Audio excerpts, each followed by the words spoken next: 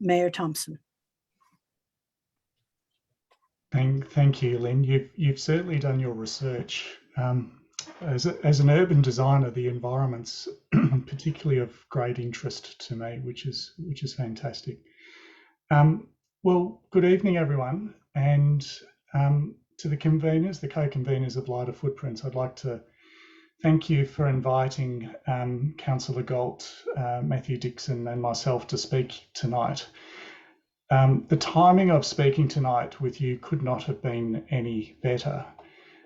Before I begin, I'd also like to acknowledge that I'm seated here on the lands of the Wurundjeri Woiwurrung as the traditional owners of the land, and I pay my respects to their elders past and present, and any elders who may be here with us today. And I recognise that all of City of Boroondara now sits on Wurundjeri Woiwurrung land, and that is fantastic. I too would like to just acknowledge that we do have Councillor Gillies, Councillor Hollingsworth, Councillor Addis, Councillor Bigger, all in attendance, and I believe Councillor Franco's also accepted the invite to attend tonight. So on Monday evening, Council formally and unanimously adopted Boroondara's Climate Action Plan and the supporting implementation plan. And personally, I'm immensely proud as Mayor to see this plan unanimously adopted by Council. This was shortly followed by the passing of a climate emergency, which I thank you for all of the applause. It is a powerful acknowledgement that we've heard from our community strong support for Council, not only to take action on climate change, but also to step it up a notch. And that's precisely what we've done within our climate action plan. Shortly, I'll be writing to all the elected state and federal members here in Boroondara to share with them the Council's adopted climate action plan and the targets contained within, and many of the initiatives that I need to share with them. The adoption of our new climate action plan is a significant milestone that has been in 2 years in the making. It first came to Council as a motion in December 2019.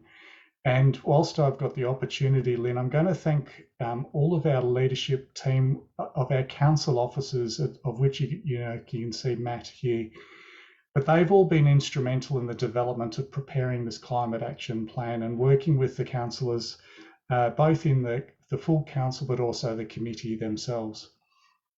During the development of the climate action plan, we've seen seriousness of the change of climate further unravel. And this includes the confronting and undeniable findings that we've all seen recently in the last couple of months with the latest IPCC report. To ensure that we're part of the fight to keep global temperatures below 1.5 degrees, the unanimous support for our new plan paves the way forward for Boroondara over the next 10 years with clear, measurable targets of both actions within the corporate Boroondara, but also partnerships out into the community. We will certainly embed climate action into the roles and responsibilities of all of our employees, and we'll consider environmental sustainability within all of our investment decisions. As we embark on this next chapter, it's important to acknowledge already we're in a much stronger position than we were 5 years ago. Council started recording our emissions in 2007, 2008, and we call that our baseline year. Back then, our corporate carbon footprint was approximately 26,000 tonnes of carbon dioxide equivalent. In 2016, we had made marginal improvements, reducing our emissions down to 22,000 tonnes. But over the last 5 years, we've had a heavy focus towards our corporate emissions, which are now sitting at approximately 4,500 tonnes. And that represents approximately 83% of carbon reduction compared to our baseline year.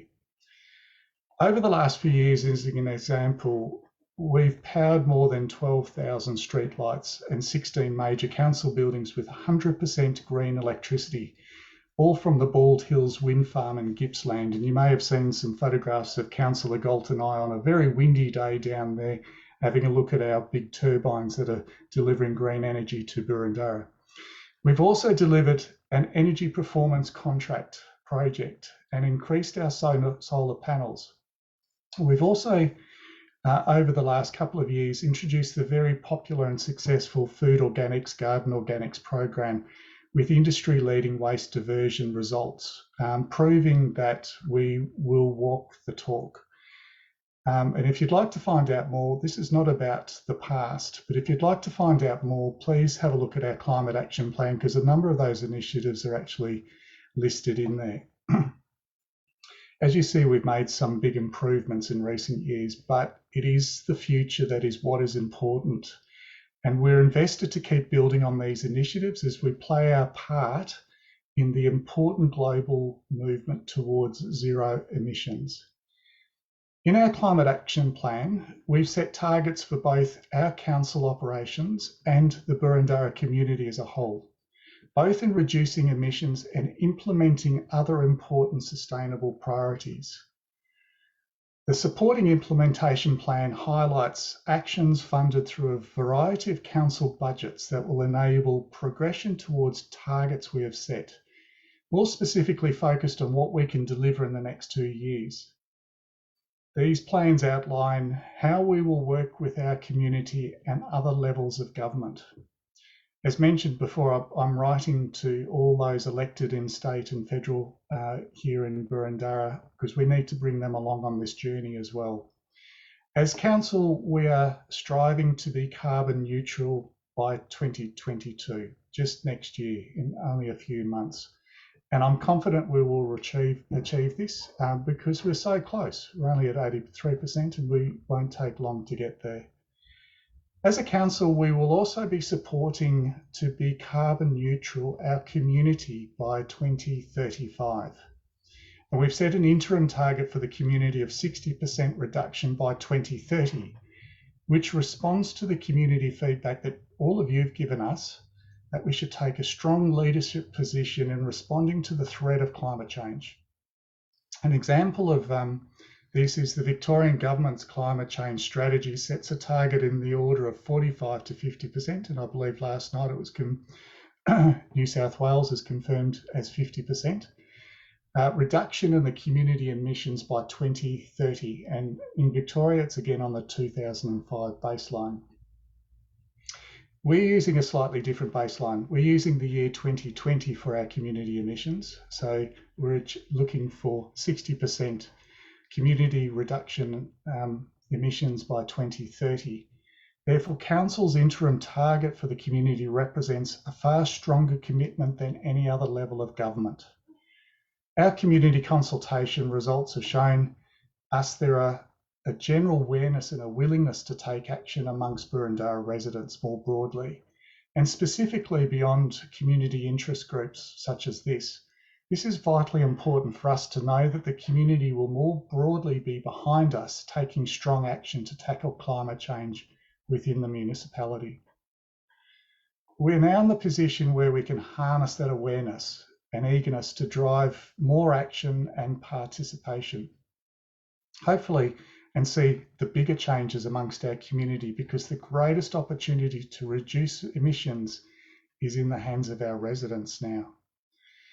Council is now only directing responsibility for about 1% of Boroondara's emissions, which is why the Climate Action Plan has been delivered with a greater focus on working with the community to help support you in reducing your own emissions, compared to our previous plan, which was the Low Carbon Future Strategy, which was solely focused pretty much on Council's own emissions. Council will lead by example, and I hope that with the support of the Council and our community groups like yourselves, we will encourage all of our community to follow us.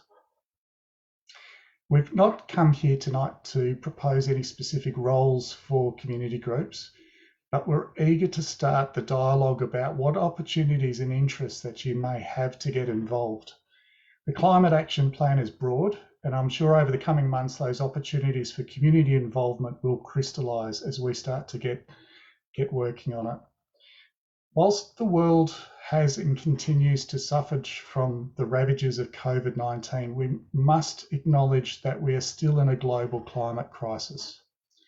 Our Climate Action Plan lays out a roadmap with the urgency required for a cleaner, healthier and more sustainable and livable Boroondara.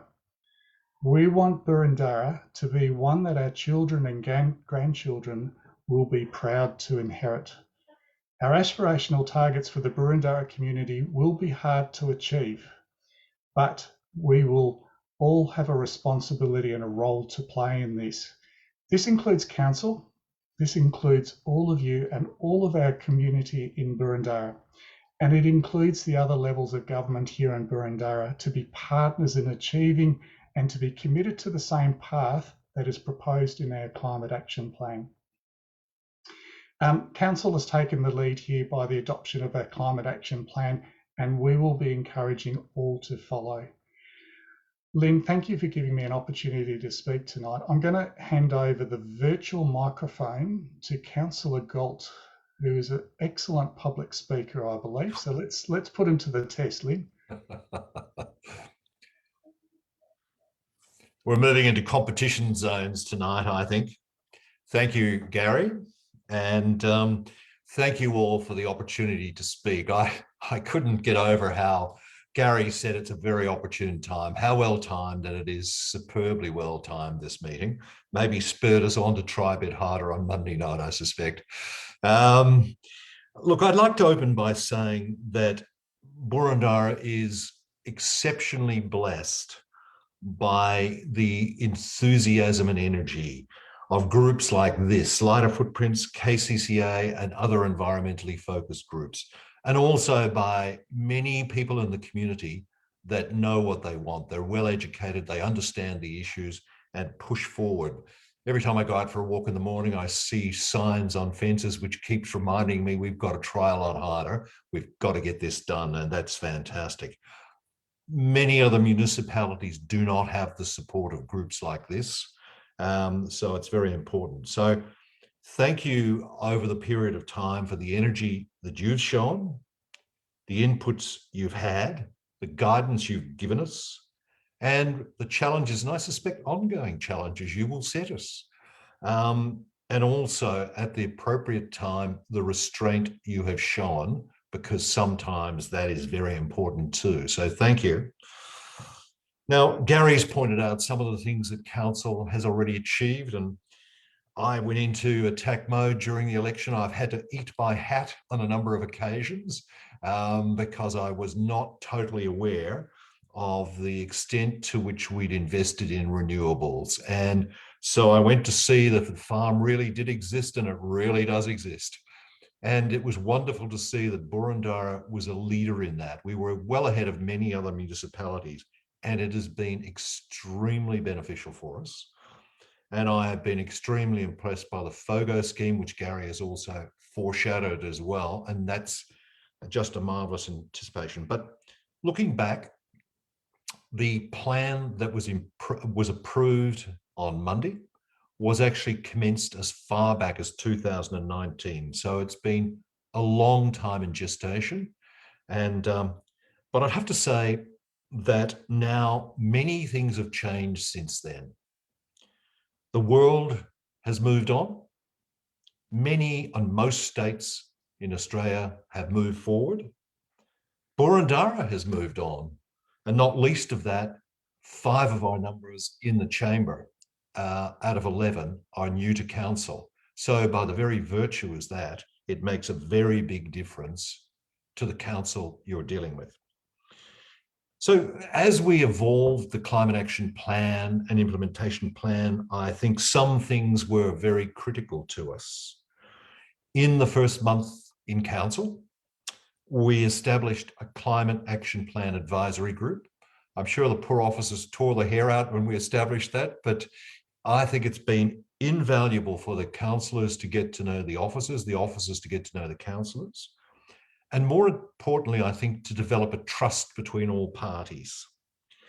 And also it's enabled us to do an awful lot of work over that time. But I've got to say, most of that work was definitely done by the officers, to Matt, Amy, and there is quite a team inside council, which I hadn't been aware of, but Matt may clarify later, but we've got 9 or 10 people dedicated to this area of work, which befits us well for the future. So tonight I've been asked to talk about the community consultation process. And I think you probably all know it, but so I'll summarize it very promptly. On the Climate Action Plan alone, we went through 3 tiers of consultation. In the first round, we involved ourselves with 1,500 residents online, on the phone, and invited written submissions. That was terrific. Now, to make sure we got the message, and there was very, very clear messages given by you and many, many others, we had a follow-up survey to make sure we got it right. And I'd have to say the follow-up survey confirmed that we got it right the first time. We knew what you were chasing. Then we dived in and issued the draft Climate Action Plan to you as the 3rd round of consultation. Now, from that, nearly 60% of the community scored it, the Climate Action Plan as 3 out of 5. But I do know our score fell away because there was a controversy over how to score the fact that we didn't have much detail. And we didn't at that stage, and we do admit that. The other great feedback you gave us was to say that the 2030 community target was just too low, something we agree with. So what did we do in response? We have increased, as Garry said, the 2030 target from 30 to 60, and I think that's a very respectable community target. And as we advised at that time, we have started to put the bones of the implementation plan together. We can't give you all the dates and sums at this point in time until they've fully been through the budget process on council, but you're getting to see the elements of work that we'll be engaging on, the projects we'll be engaging on, and where you might be involved in those as we move forward.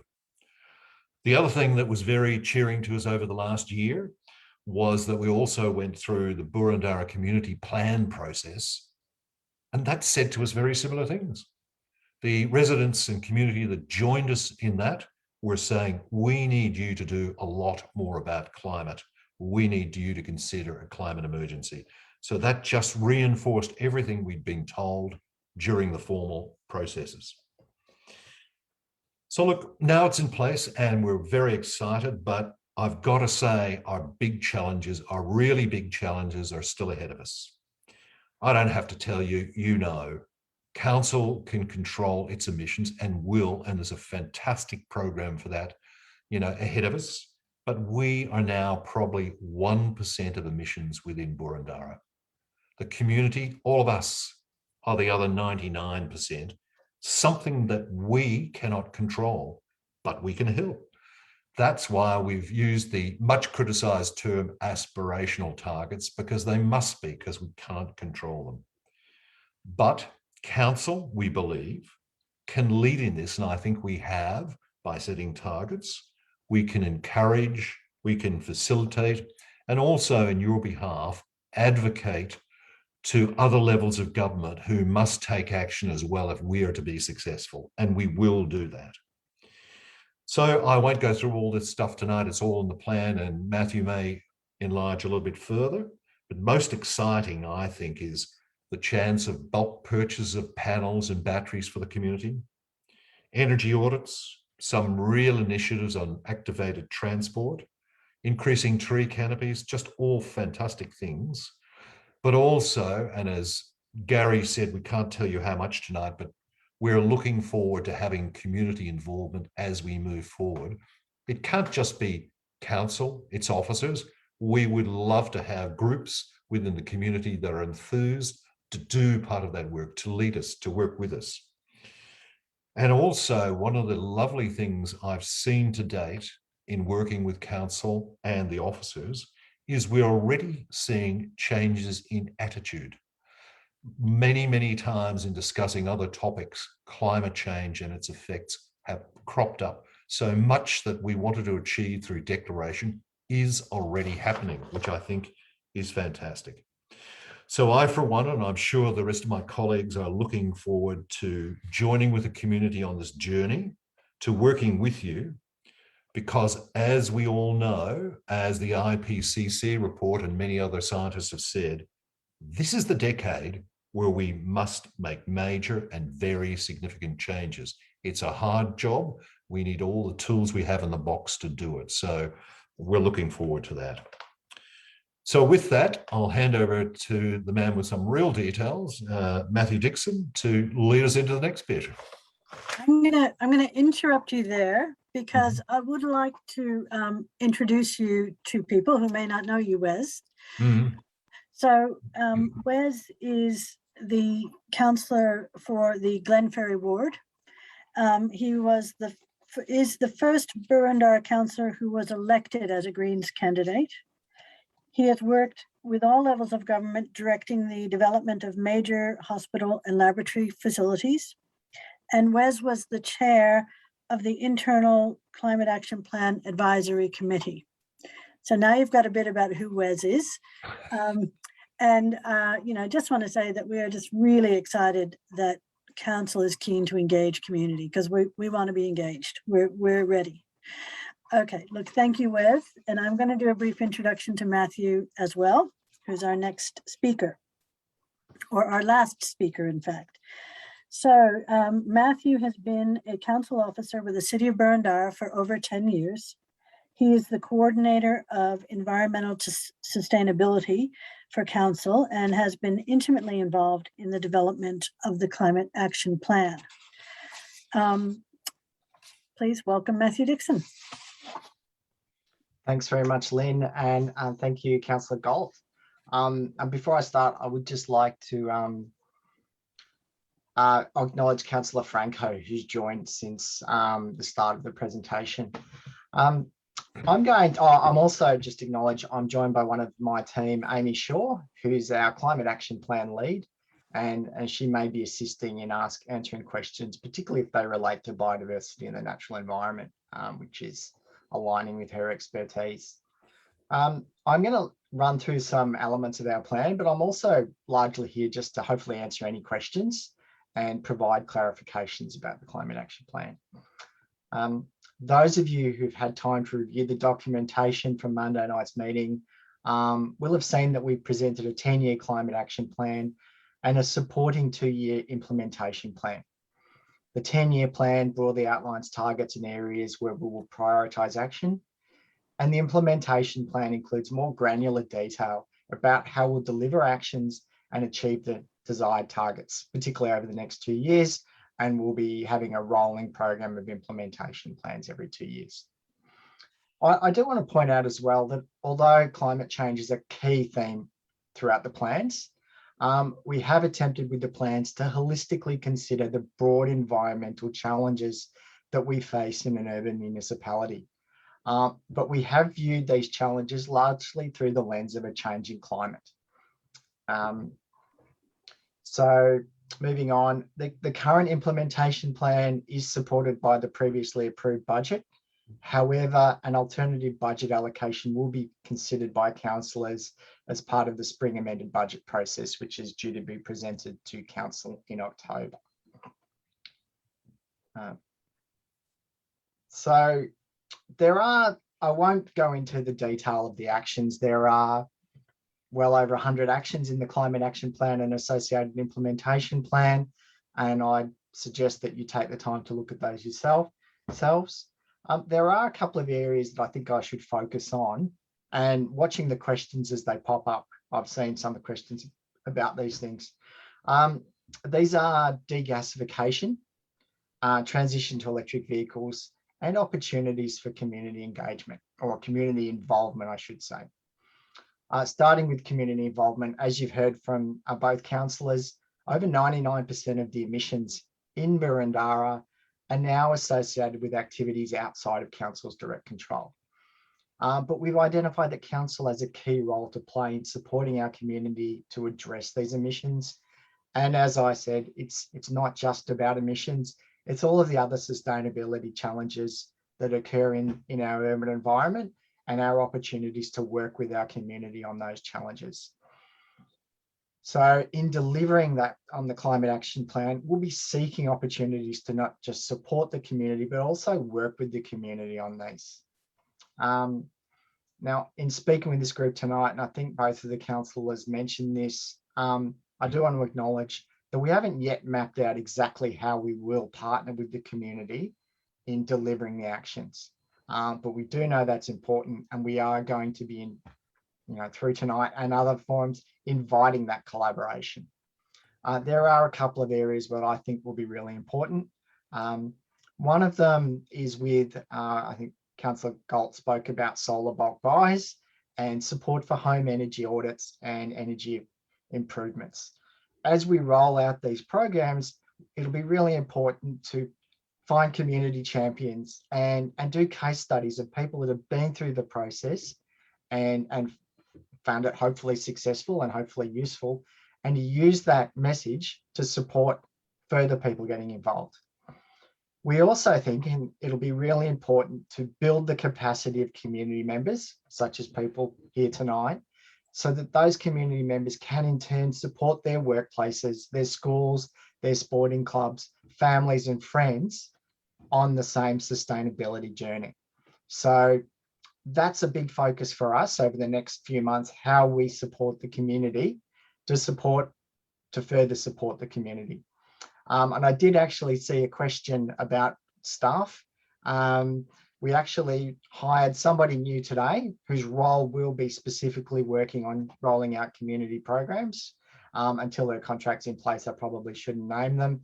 But we will have 10 people in the sustainability team, all looking at delivering the climate action plan and the associated sustainability programs. Council's also recently taken on board a new ESD officer who's working in the planning space. So working on ESD assessments associated with the planning scheme and updates to the planning scheme. The second area that I'll talk about briefly is natural gas. And I know that's an area that's of great interest to this group. And you'll probably be aware that a number of Victorian local governments have made commitments about transitioning off natural gas. And we've really identified that in the climate action plan as an important area. For local governments, typically aquatic centres present the biggest opportunity with natural gas, but they also present a substantial technical challenge. So our focus over the next 6 to 12 months will be looking at ways to address that challenge. And responding to another question I saw in the chat, we'll be doing that in collaboration with other LGAs around Victoria, because most of the LGAs around us are grappling with that same challenge.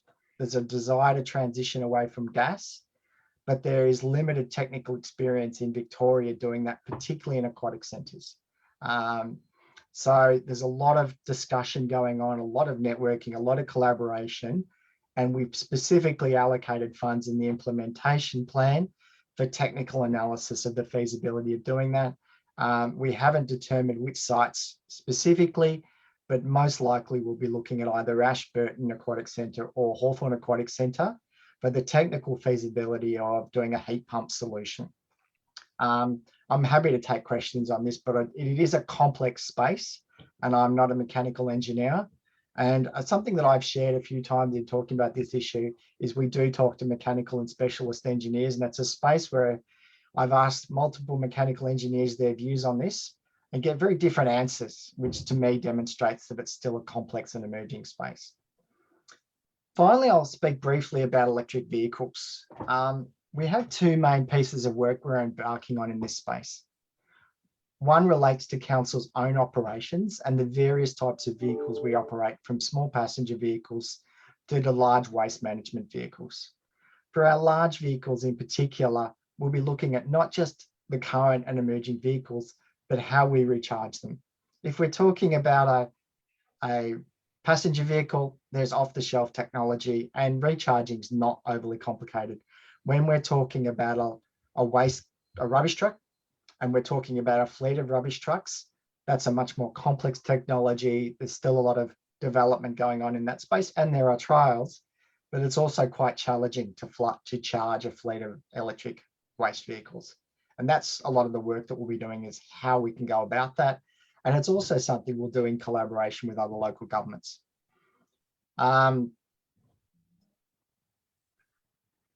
The other side of this EV work relates to how we support public use of EVs. And for us, this will be multifaceted work as we consider what parts of our community need the most help with the transition to EVs, where it is most appropriate to be installing technology, the sorts of technology we'll be using, determining council's role in that versus private companies, the charging mechanisms, and I mean financial charging mechanisms, and the range of other factors to make the right decisions about supporting our community with EV charging. I did say there was a question, why only 2? And that's because we've got to start somewhere, and we've identified a couple of shopping strips where we think that it's viable to support on-street fast EV charging while people do their shopping. So if we provide fast on-street EV charging, people can visit their local shops, charge their car while they do their shopping, and drive away. Our initial assessment is that if people have off-street parking, it's fairly easy to charge at home. We see initially that the biggest need will be those people that don't have access to off-street parking. However, I am speaking a bit ahead of doing the work that is a priority for my team over the next 6 months. And that EV work is right at the top of our list of activities. So that's pretty much the end of what I've got to say beyond answering questions. Yeah, so thank you for inviting us here. I'm happy to answer as many questions as I can. Some of them we may have to take on notice and come back to you, particularly if they're outside of my area of expertise. We do have a multidisciplinary discipline. We've got lots of different expertise in the sustainability team, and I'm not an expert in all aspects of that. And we're also supported by our transport team, planning teams, and other experts within council that inform the decision making around those things. So I will stop there, and I'm happy to participate in answering questions. Thank you, Matthew. I'm Mick Nolan, the other co-convener with Lynn. Thank you very much, Matthew. Firstly, I'll just say, and for Amy, who's sitting off in here as well tonight from the offices. Just so good to hear the program, the logic, I think, that is there, Matthew, with decasification, electric vehicles, and obviously the state government has a big role to play with putting pressure on gas and getting us off coal generated power and assisting with electric vehicles. So it very much, this phase is going to be, I think you were talking about what you can do, but it's going to be very much a hand in glove. Thank you very much, Mayor Garry Thompson, and also Councillor Wes Gault as well, and hi to everyone else. We're going to move into Q&A, question and answer through the chat. So if anyone's got any burning questions and you haven't put them in there, please do. I'm going to hand over now to Annie Neal and Niall, and to Ken. So they're going to sort of moderate the questions, but get them in. And if you like somebody's question, say that you like it, and we'll get through as many as we can. Over to you, Annie. Thanks, Nick. There are a lot of questions in the chat, so well done, everybody. I did want to start with maybe a positive note, an exciting note. There's a lot of support coming through for what the councils and council officers have spoken to about working with community groups. I think a lot of people are very excited about that, so that's always good to hear. I'll start with a question which is about biodiversity and tree canopy. It's from Jenny. It's about what we think council can do about clearing of gardens and trees from private land, especially lands that are being redeveloped, clearing a lot of their green spaces. So I'm not sure who would like to speak to that. I'm just pausing. I can't see anybody else. If either of the councillors would like to comment on that, and if not, I will have a go.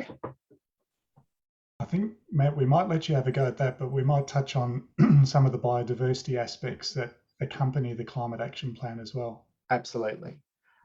Look, so I'm not an expert on the planning space, but one of the key things that we'll be doing is advocating to the state government for improved planning controls, so that council is better able to manage and require sensible development and retention, particularly of canopy trees, but understory as well. So advocacy, also increasing our own enforcement of compliance with current planning rules. That's an action in the climate action plan. We'll also be doing a big program of education and community support about the value of canopy and understory. And Amy, as our biodiversity lead, will continue to roll out our backyard biodiversity program, which we've recently expanded to schools. We're also going to develop, as part of the climate action plan, an urban forest strategy, or an urban, otherwise known as an urban greening strategy. So that sort of raises a key point from the climate action plan. The climate action plan doesn't tell us all the things that we are going to do over the next 10 years.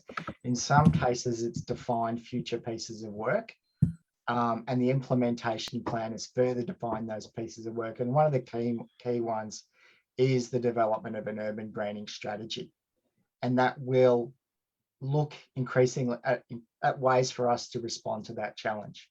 So we certainly understand the challenge of canopy loss, or the opportunity for canopy gain on private land, and we'll be using multiple levers to support that. But within the limits of my planning knowledge, council doesn't define all the rules for what happens with on private land with private development. A lot of that is state level regulation, and council has limited powers to influence those outcomes. But we will we will continue to actively advocate to state government for better controls. And I'm talking broadly about what happens on private land. I could say more about that, but I might leave it there and see if anybody else wants to add anything else. I might just add, Wes, do you want to, or do you want me to? Oh, you go for it, Garry. I'm happy to say something as well. I might just add to it. One of the things that our council's continually advocating to the state government about is the state legislates the penalties for the removal of trees on private land. And quite frankly, they're woefully inadequate. They're only $2,000 penalty if you want to remove a significant tree. And there needs to be an equivalent penalty to the benefit that tree actually gives, both in its biodiversity context, but also its structure, its age, its canopy coverage, all of those sorts of things. So that's an area that we're very much heavily focused on, and we'll continue to advocate. But Matt's quite correct. A lot of this sits within the planning controls that the state government actually provides to us. Thanks, I might just add to that it is very frustrating for us quite often. We have to sit week in, week out through planning review committees, and we see plans coming before us. One thing I'll have to say is that by the time those plans get to us, the officers have been through them over many, many months and argued for changes in plans to retain valuable trees, not so much the understory stuff. But I would reinforce what the others have said. A lot of what we have to do going forward is advocacy, because the density in many of our areas is increasing. We keep some of the trees, but there is no doubt densities are increasing. What really helps with this, though, if we get heritage overlays in areas, and we've got it through many, many areas of Boroondara, that gives us much more power to control what goes on in lots. So you've seen a lot of pushes for gap studies recently and work in that area, and that gives us an awful lot more power. But again, I think it comes down to advocacy with the state government, and the state government, the stronger their rules get and targets get for climate, the more power we will have, one would hope, to persuade them to strengthen up in those areas. Just note that Councillor Hollingsworth would like to say something. Julian, can you unmute her? I'm not sure that I can do that.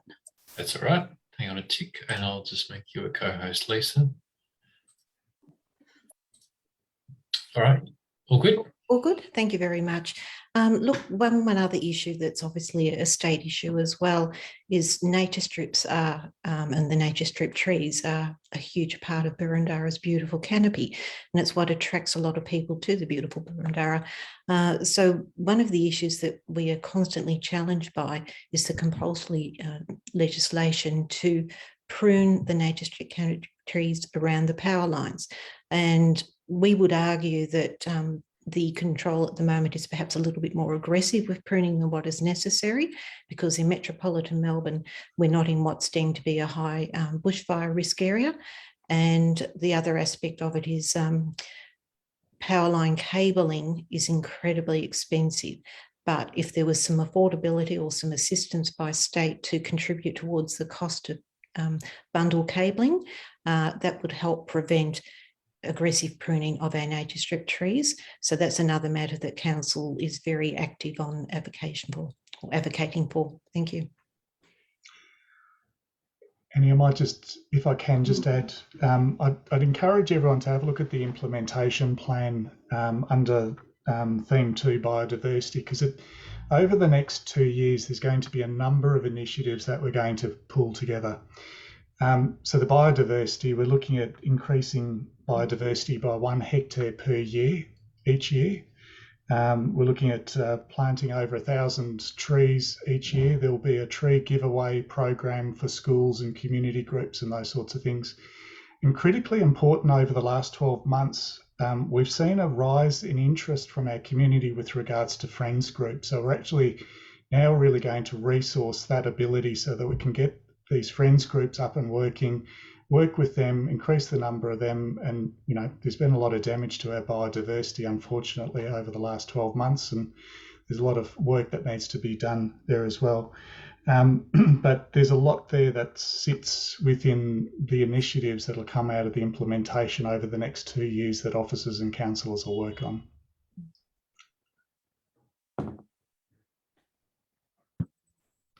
Okay, I think that constitutes the answer to that question. We'll move on to another question. Now, I have to let you all know, in case you can't see, that there are many, many questions. So I'm going to try and experiment and group a few questions together and see how you handle that. And maybe that might help us get through a few more. So there's these 3 questions. The first one is, what steps are council taking to reduce the contamination of green waste and recycling streams? And are there any plans to separate glass? The second one is, when will Boroondara upgrade street lighting to LED? I think some of that is already underway, but I'll let you respond. And thirdly, will the council establish a community reference group to support the CAP, and when and how will this be implemented? I hope that's not too many to handle. I'm happy to respond to those questions. You may need to repeat them as I go through. Sure. So the first one, was the first one the FOGO contamination question? Yes, reduce contamination of the green waste and recycling streams. Absolutely. So education is a big part of what we're doing in that space. And we already had a circular economy education officer. We've moved away from terminology waste education officer. And we've just brought on board a new circular economy education officer 2 weeks ago. And contamination in all of our waste streams or circular economy streams is a big priority for our education programs. One of the things we're actually doing later this year is an audit of the curbside waste streams in Boroondara. so that we can have a better understanding of the actual levels of contamination, and that includes material in waste or landfill that could be going to recycling or FOGO. So we'll be auditing that, so we've got a better understanding of what the problems are, and that will inform our education and engagement programs. We're also looking at some technical solutions. We mentioned in the Climate Action Plan using IoT or Internet of Things solutions for these sorts of problems. So we're looking increasingly at using technology solutions to identify contamination coming into the waste streams so that we can provide education intervention when there may be households that have increased contamination. But education is the critical part of that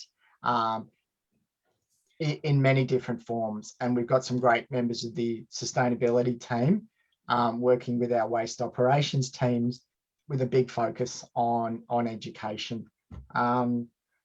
In terms of glass, that's something that we're absolutely looking at. Not my area of expertise. Member of my team, Lisa Finn, knows this stuff backwards and forwards. We are certainly looking at the rollout of glass bins. There are requirements from the state government about that, and we're looking at the implications and the timing of that at the moment. There will be further information coming into the community over the coming next couple of years as that program as council's responsibilities and opportunities are better understood. We haven't made any decisions yet on exact timing and exact mechanism, but there are state government requirements that we'll need to follow. It's a bit of a complicated space, and I'm not the right person to speak about it. The next question was, what was the timing of street lighting going LED? Okay, so from about 2012-13, council facilitated an upgrade of our residential streetlights. So streetlights are not owned by council, but council shares responsibility for the maintenance and electricity used by streetlights. So through that program, around I can't remember the number actually, several thousand streetlights were upgraded to compact fluorescent, which at the time was the best available technology. So we've done a bulk change of our residential streetlights. To upgrade them again to LED would be only an incremental benefit. So it's not likely that we're going to rush out and upgrade those to LED. They will be progressively upgraded to LED. So any that fail or need to be replaced are upgraded to LED. There is another cohort of street lighting which council has shared responsibility for, and we refer to that broadly as major road street lighting. So they're different technologies, and they're often shared with responsibility with Vic roads. So one of the pieces of work that council with our neighbouring council has been doing is advocating to the state government to partner on the upgrade of major road street lighting. And there is an action in the implementation plan to update our business case and technology pathway to do that major road street lighting upgrade and to work with the state government about doing that. And when that happens, because at some point those lights will be upgraded to LED, they will be upgraded to LED. We're also looking at a range of smart technologies such as dimming and a range of smart technologies for those lights. So they can tell you when they're broken, so they can dim to the appropriate level at the appropriate time of day and only come on when they're needed. And that's an approach we're looking at in a range of spaces. So you may need a certain light level at peak hour, but at 2 a.m. that same light level is not required. So the lights will dim. And that can be an approach we're applying both in our walking paths, but also on major roads. Great. A complex space. Yeah. Yep. The third question. The last one, will the council establish a community reference group to support the CAP, and when and how will that be implemented? We haven't made any commitment to do that. We are considering that, and we've heard that there is advocacy for that, but we've not made any decisions about that at this point. Okay, great. Thanks very much. Just before we move on, would any of the councillors like to comment briefly on anything that Mathew said? Yeah, I might just pick up. Thanks, Ken. We've actually got an action specific to one of those questions, which is the contamination with the FOGO. That's actually in the next 6 months that we'll be preparing a management contamination program to deal with that very specific item, which is good. And the the number of lights that we have upgraded, Matt, I think are 7,000 in our action plan. Great. Thank you very much, Mayor. All right, well, look, I might hand back to Annie to move on to some further questions. Thanks, Ken. I've got a few questions about the community emissions and how the Climate Action Plan has rightly identified that it's something that we need to work together to act on. I've got a few questions about how the Climate Action Plan is measuring and aiming to draw from, I guess, other models of how we can work with the community to lower greenhouse gas emissions. So Will asks if council knows of any other examples of councils who've been able to lead and facilitate change. Lynn's wondering how council will get a proper baseline for community emissions and how that will be monitored ongoing. And Graham's wondering if there are any potential windfall carbon credits from FOGO to be used towards offsetting council emissions, which they've kind of phrased as being our Kyoto carryover moment. So would it make sense to start with you, Matt, and then move to councillors? Sure. Okay, so the first question was any great ideas from other councils, and look, in development of the Climate Action Plan and a lot of the work we do, we spend a lot of time collaborating with other councils, and we certainly think that a lot of the actions that will be rolled out of the Climate Action Plan will involve that collaboration. So some of the group here will be aware of the Eastern Alliance for Greenhouse Action, which is a formal collaboration between, I think it's currently 7 Eastern Region councils, and we roll out programs as part of that collaboration. Council's Energy Performance Contract Project was an action from the Eastern Alliance for Greenhouse Action, and I'm sure the community will have heard about the council collaboration on a power purchase agreement, which Boroondara was initially part of, but then we actually took a slightly different path and joined an alternative power purchase agreement to get the same outcome but a year earlier. So a lot of the work we do involves that collaboration and benchmarking with other local governments. It is one of the options we're looking at for a solar bulk buy is the Solar Savers program, which is run through the Eastern Alliance for Greenhouse Action. And there's a range of other programs for community support that we will collaborate with other local governments, either formally collaborate or use their models. And it's one of the great things working in local government. We're not in competition, and we share resources and ideas and collaborate, particularly in the sustainability space. We've all got shared objectives. So it is a big part of what we do. So I hope that largely answers that question. Was the next question about the baseline and the benchmarking? Yeah. So look, that's a more difficult question. What we've nominated in the Climate Action Plan is the snapshot tool, which is a resource that provides municipal-based emissions. But one of the challenges we considered when developing the Climate Action Plan is that really focuses on easily measurable sources of emissions, electricity use, vehicle use, natural gas use. It doesn't identify all of the other decisions that we all make every day that contribute to climate change. So we've tried to emphasize that in the Climate Action Plan, and we'll certainly be trying to support that through the education and support programs that we roll out. In terms of baseline data, we are going to use the snapshot tool as long as that's available.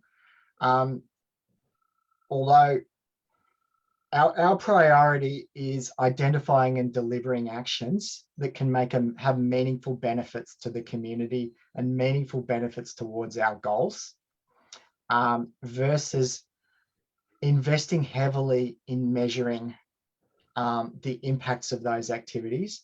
And particularly when we're talking about community activities and council's impact on those things are very difficult to measure accurately and to attribute the contribution that we've made. So we'll be making sensible decisions that deliver community benefits and spending the money on supporting those community benefits rather than spending what would be large amounts of money to track things that and maybe not give particularly meaningful information from that tracking. So for our own corporate activities, absolutely, we have established methods for tracking those emissions. It's a complicated conversation. It's something we've really grappled with over the last 12 months. And the position, I'm afraid, is a little bit nebulous that I'm presenting because we can't do it perfectly, and we're not going to pretend that we can do it perfectly, but we'll make sensible decisions along the way, and implementing actions that have been demonstrated to work and to deliver value. But we won't always be able to quantify that value. And the FOGO question, the FOGO offsets. What I can say is that Boroondara was one of the first councils to establish a food organics, garden organics program. And in that establishing that program, that was considered a new additional activity. So we did register that with I think it's the Clean Energy Regulator, for the potential generation of Australian carbon credit units, ACCUs. So we can potentially generate carbon credits from our FOGO program as a legitimate activity. So council has not made any formal decision at this point about whether those certificates would be generated or how they would be used in council's pathway to carbon neutrality. I can also tell you that in the climate action plan, we've clearly prioritised action over offset. So council will likely achieve carbon neutrality next year through offsets, but our priority will remain reducing actual emissions, reducing energy consumption at our facilities, generating renewable energy at our facilities, making our operations more efficient will be the priority. And offsets have historically and would continue to be an option that is used when other opportunities have been exhausted. I'll stop there. Okay. Look, another couple of questions now. Sorry, Ken, I just wonder if any of the councillors would like to add some to my responses there. Yeah. I'd just like to add to your comments on the Eastern Alliance, Matt, since you raised it. And one of the major things we're going to have to do is get cooperation, particularly from the state, on a number of initiatives.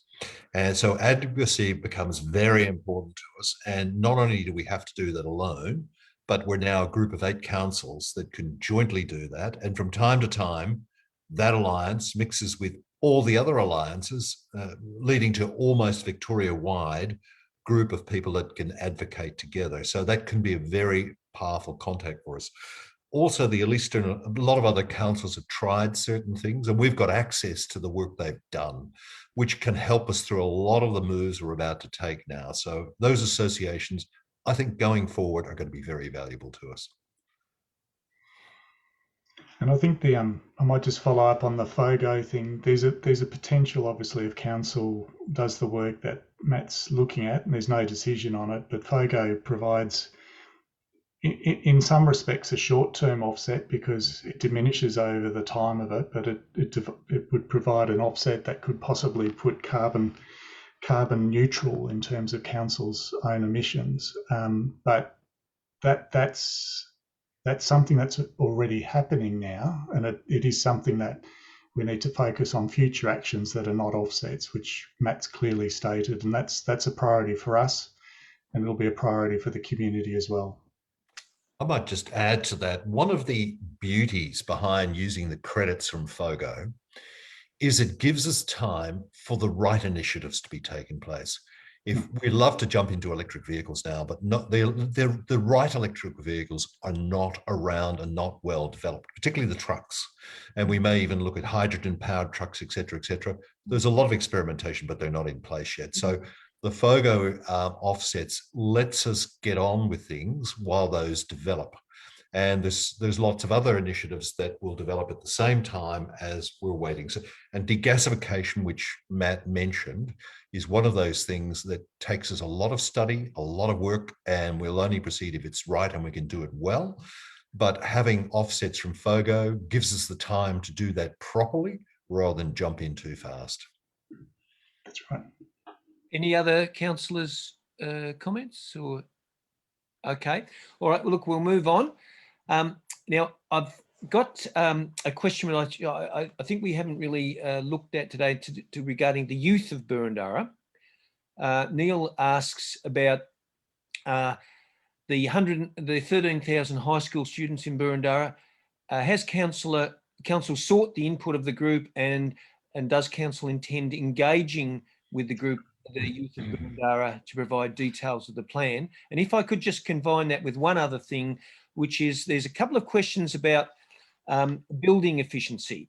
So first of all, council buildings, there's a question asking what steps is the council taking to improve the energy efficiency of council building, but combined with that, what resources are being made available to residents to retrofit for efficiency? Now, there is one particular question about the Kew Recreation Centre, and I realise there's particular circumstances there that have made it difficult, so I don't want you to sort of get tied up with that. But if you could address those two things about the youth and about efficiency of buildings, both council and retrofitting for residents. Councillor Thompson, would you like, I'm happy to, but I also know you had an excellent answer to that question. I might look up. I'll come to the buildings first. So our sustainable building policy is just about ready to be reviewed again. So we're looking at all of that again very shortly. In fact, Matt, probably within the next 3 or 4 months, that'll come to council for its review. So that'll introduce well, particularly with the climate action plan in place and being embedded into council's activities, that'll really influence the outcome of the review of that sustainable buildings policy that council has. Concurrent with that, so that's on council's facilities, and obviously we're putting more solar cells on our buildings and those sorts of things.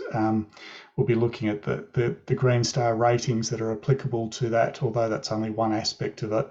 It'll be looking at the waste energy that comes out of the buildings and how that can be recycled and those sorts of things as well. So, but concurrent with that, there's a whole suite of legislative changes that are occurring currently. The National Construction Code next year will introduce a higher level of sustainable measures for residential building construction. The planning scheme is also expanding as well, and we're going to be advocating for stronger input with regards to sustainability on new developments within Boroondara. So holistically, it's all being, the built environment is all being addressed out of both state legislation and local government legislation and our future policies that'll evolve very shortly. With regards to addressing our younger generation, who are going to be the ones that will inherit Boroondara from us, we did have a lot of conversations specifically with them during the Boroondara Community Plan refresh. In fact, there was a focus group specifically with our juniors, and we've got all the feedback from that group, which heavily focused on exactly what we're delivering now for the community through the Climate Action Plan. And we were lucky enough to have some specific younger members of our community that participated in the broader community plan refresh, which I'm sure a number of our community who's watching today were actually of that. And, you know, our community has moved significantly in the last 4 years since we did our previous community plan refresh. Every group that I attended, and I attended all groups, they all sung about our environment and the importance of our environment and protecting it, and for council to take active steps. So we've captured it. We know we haven't captured all of our community voice, particularly from our youth, but as we move forward, that is something that we'll focus on as we start to develop initiatives. Within the Climate Action Plan, there are educational things that have been currently working on with schools, with our local schools. That'll continue. There'll be biodiversity programs as well. So that'll give us an opportunity to continue engaging with the under 18-year-olds in our community. And it's an area that they need to have a say. They need to see things in action as well. It's not just having a say, it's actually seeing the results that come from what we're actually doing, and for them to see what council and the community are doing at the same time. Thank you, Mayor. Look, we're getting close to the end of question time, but I wonder if I could invite Amy Shaw, if she would like to say a word. Maybe she might like to comment on engaging with the youth, or even on the building efficiency question, just so that, partly so that our audience can see her face and hear from her, since she's taken the trouble to kindly come along tonight. Amy, would you care to say a few words? And I think she should definitely answer the building question, because that was, no, I'm joking. Amy will be very capable of answering the question about engaging with our youth, and her group that she's leading will be directly responsible for some of those programs. I won't put her in the difficult space of answering technical engineering questions. No worries. Hi, everyone. Lovely to see so many people here tonight. It's great. So yeah, we've engaged a fair bit with schools recently. It's been a bit strange engaging with schools during COVID and lockdowns. We've had a few of our programs had to be modified a fair bit, but it's been really exciting. This year we managed to get a school sustainability summit up and running. COVID's been a bit of put a bit of a spanner in that works, but we got the summit done and we had some great feedback. Kids were so excited. We had a kids teaching kids model, so kids empowered to give presentations to other kids about initiatives that they're going to implement in their schools. Super exciting. We also ran a Biodiversity for Schools program, where we had 8 schools go through a series of incursions to learn about to create a Indigenous garden. So we partnered with Ceres Environment Park on that, and we've had feedback coming through that the kids are so excited, taking it home, wanting to plant plants and create gardens in their own houses. So we are just, so excited to see how our community and our young people want to be involved. So, and I'm excited with all the opportunities we can continue doing this. So great to be here tonight, everybody. Thank you very much, Amy. Great to hear from you. Would anyone else like to comment on those questions just before we move on? Okay. All right. Well, we're nearing the end, but we might have time for just a little more. Annie, would you like to? Ken, I'm thinking maybe one more question. I think that Annie, would you like to do that? Okay, sure. I did want to speak briefly to the fact that there is still a lot of congratulations and excitement about the climate emergency declaration coming through on the chat. And there are way more chat questions than we can get to. So we'll try to follow up with council officers and councillors afterwards. I also noticed that Councillor Bigger has responded to some questions in there. So keep reading through the chat as we go. I've got a few questions about solar and battery installation, and I know Matt spoke earlier to taking inspiration from other councils about bulk buys of solar systems.